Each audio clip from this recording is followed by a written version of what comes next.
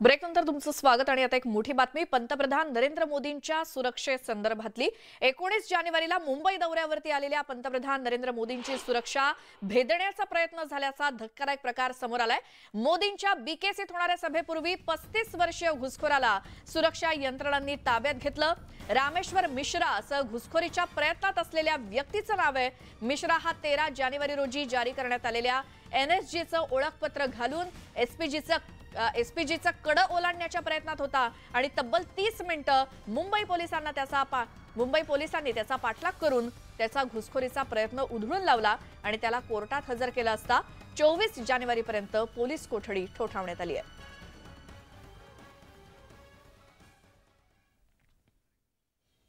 दावोसमध्ये करार करणाऱ्या 3 कंपन्या या महाराष्ट्रातीलच असल्याचा आरोप विरोधकांनी केला आणि याला सरकारकडून चोख प्रत्युत्तर देण्यात आलं। New Era Cleantech Solutions Private Limited, Varad Ferro Alloys Private Limited आणि Rajuri Steel and Alloy India Private Limited या 3ही कंपन्यांच्या गुंतवणुकीवरून विरोधक शिंदे फडणवीस सरकारवरती टीका करतायत। मात्र यामध्ये काहीही तथ्य नसून विरोधक राज्यातल्या जनतेची दिशाभूल करतायत आणि या 3ही कंपन्या महाराष्ट्र राज्यामध्ये होणार असून यात होणारी गुंतवणूक ही अमेरिका, इंग्लंड, इस्रायल आणि युरोपातून होणार आहे असं राज्य सरकारकडून स्पष्ट करण्यात आलं। आणि या कंपन्यांचे सामंजस्य करार हे दावोसमध्ये वर्ल्ड इकॉनॉमिक फोरमच्या जागतिक परिषदेत संपन्न झाले।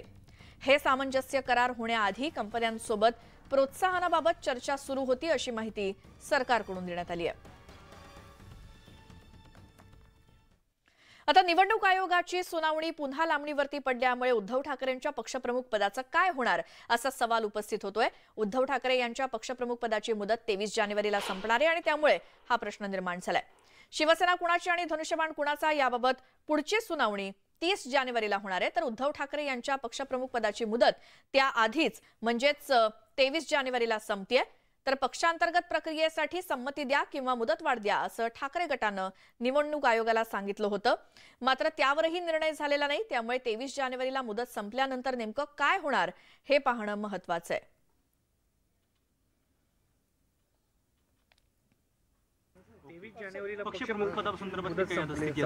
ही कायदेशीर आणि घटनात्मक आहे। आमचे तर ते पक्षप्रमुख आहेतच, ते मान्य करायला कोणाची काय कायद्याने परवानगी लागत नाही। ही कायदेशीर प्रक्रिया फक्त पूर्ण व्हायची आहे, ती कदाचित या सगळ्या निर्णयानंतर होईल, कदाचित तोपर्यंत हा निर्णय तसाच चालू राहील। पुढची बातमी, छत्रपती संभाजी महाराज स्वराज्य रक्षकच होते असा पुनरुच्चार अजित पवारांनी केलाय। कुणीही कितीही म्हटलं तरी माफी मागणार नाही संभाजीराजे असं देखील अजित पवार म्हणालेत आणि ते सांगलीतल्या कार्यकर्ता मेळाव्यामध्ये बोलत होते। आणि त्यातच सगळं आलं असं, म्हणजे स्वराज्य रक्षक यातच सगळं आलं असं अजित पवार म्हणालेत। त्यामुळे माफी काही मागणार नाही असं सांगलीतल्या कार्यक्रमात अजित पवार म्हणाले।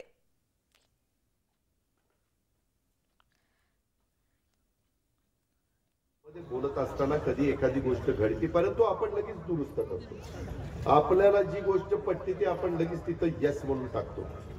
परंतु कुणी उठून सांगितलं की माफी मागा, माफी बिफी मागायला मोकळा। स्वराज्य रक्षकच आणि स्वराज्य रक्षकामध्ये सगळे येतं। राष्ट्रवादी काँग्रेसचे राबोडी विभागाचे माजी नगरसेवक तथा ठाणे महानगरपालिकेचे गटनेते नजीब मुल्ला यांच्या वाढदिवशी ठाण्यामध्ये लागलेले बॅनर चर्चेचा विषय ठरलाय। नजीब मुल्ला बाळासाहेबांची शिवसेना पक्षामध्ये प्रवेश करणार असल्याच्या चर्चा रंगू लागल्यात आणि त्यानंतर बाळासाहेबांची शिवसेना पक्षाचे मुख्य प्रवक्ते नरेश म्हस्के यांनी नजीब मुल्लांच्या वाढदिवसाला हजेरी लावली आणि नजीब मुल्लांसाठी कविता सादर केली। ही कविता सध्या चर्चेचा विषय ठरली आहे। तुझा मार्ग तुला ठरवण्याचा अधिकार आहे का नाही? ठरव आता, ठरव आता, उलट्या नादात बसायचं, ठरव आता, ठरव आता, ठरव आता, उलट्या नादात बसायचं की या महाराष्ट्रामधील एक सुंदर नेता म्हणून दिसायचं। उलट्या नादात बसायचं की महाराष्ट्रातील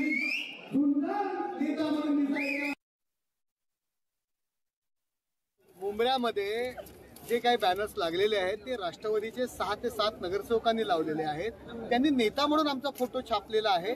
त्यामुळे आम्हाला आनंद आहे, परंतु ते लावणारे नगरसेवक राष्ट्रवादीचे आहेत, राष्ट्रवादीचे नगरसेवक आहेत आणि नजीब मुल्ला मोठा व्हावा, नगरसेवकाचा आमदार व्हावा ही आमची प्रामाणिकपणे इच्छा आहे. आणि